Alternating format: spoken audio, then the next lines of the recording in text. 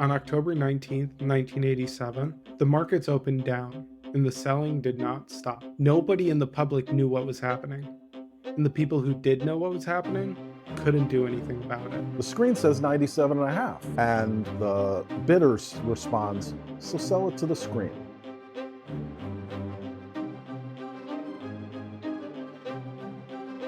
Prior to Black Monday, from trough to peak, the market was up 35%. Everybody wanted downside protection, but the price of options was too much. Portfolio insurance offered the same thing for less, but the strategy had a fatal flaw built into its core assumption. Portfolio insurance is a process in which, as the market falls, you sell some of your holdings. So if you're 100% allocated at your desired allocation today, and the market starts to fall, you de-lever.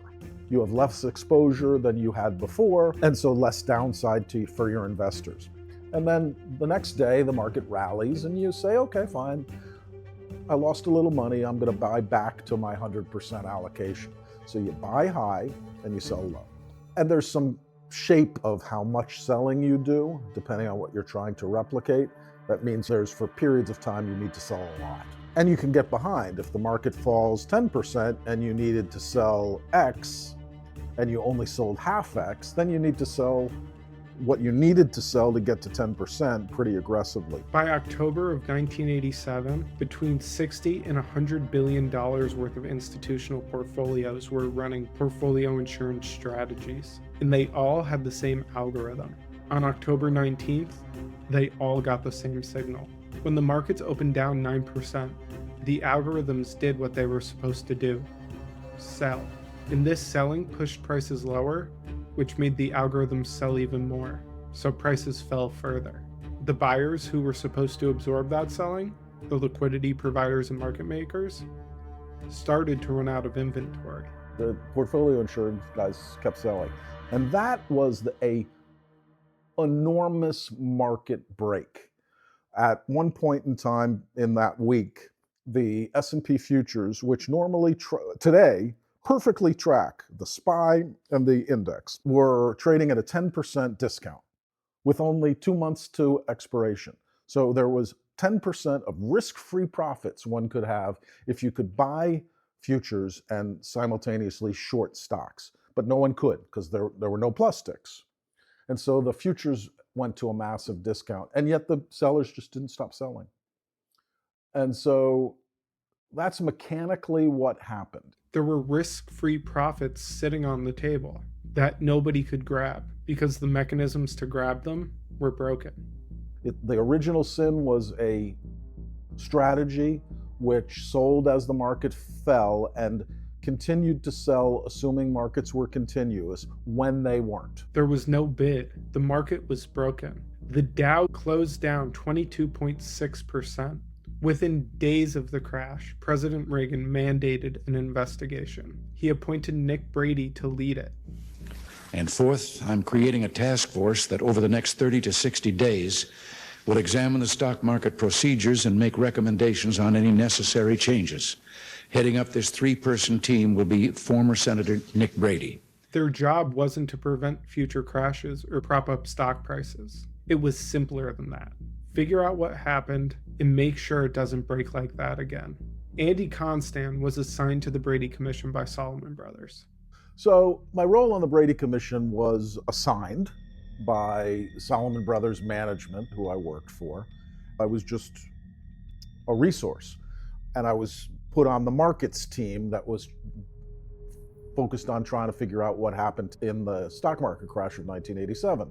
And I arrived on site soon after the stock market crash, and the team was composed of much more senior people than me.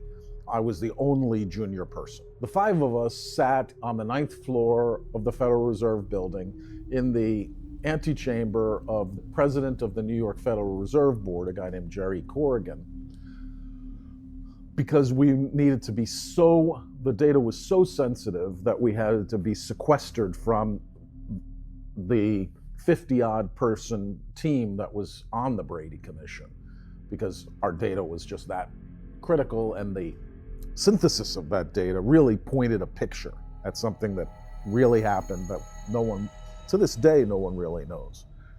Every single trade done in every single stock and every futures contract with a tag of who the executing broker was, so Salomon or Goldman or some futures broker, and the end client. So we could literally say this client sold this amount of stocks and bought this amount of futures at the exact same moment and understand exactly what happened.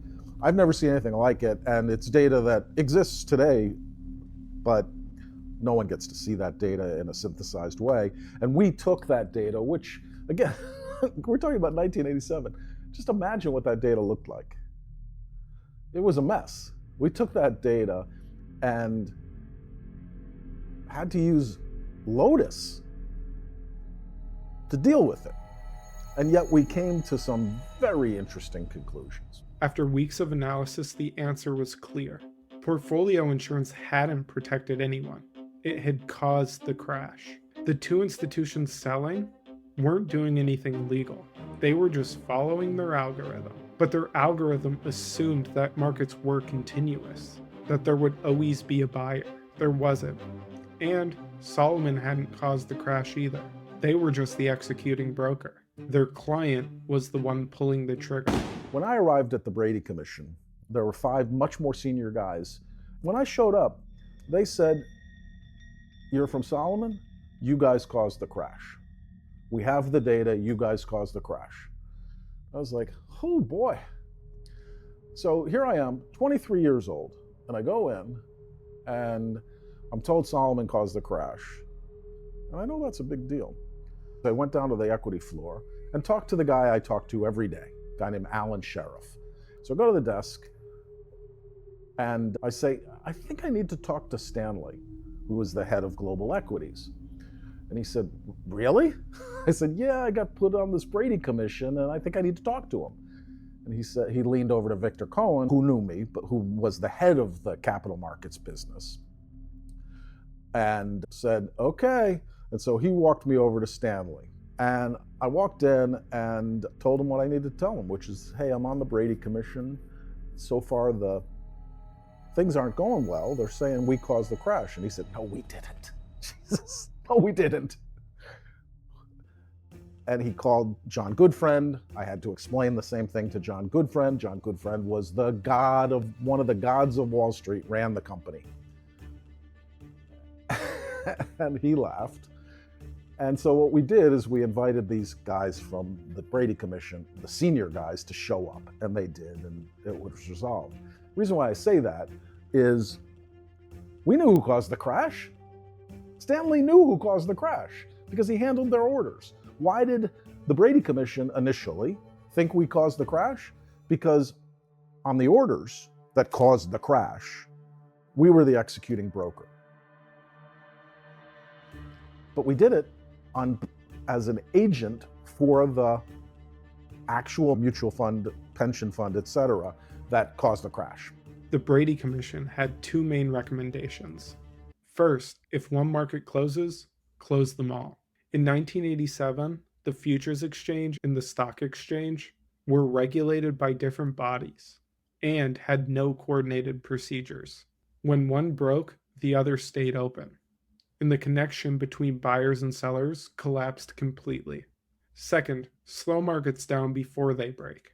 Circuit breakers, or mandatory timeouts after a significant market move. Not to stop prices from moving, just to give markets time to breathe. Markets can gap. They can gap for no reason or for good reason. And investors need to be prepared for that. That was the big mistake the portfolio insurers made, but that is, I guess, the lesson, which is prepare yourself for gaps that are far bigger than you thought they could be, and your portfolio needs to be able to live through them.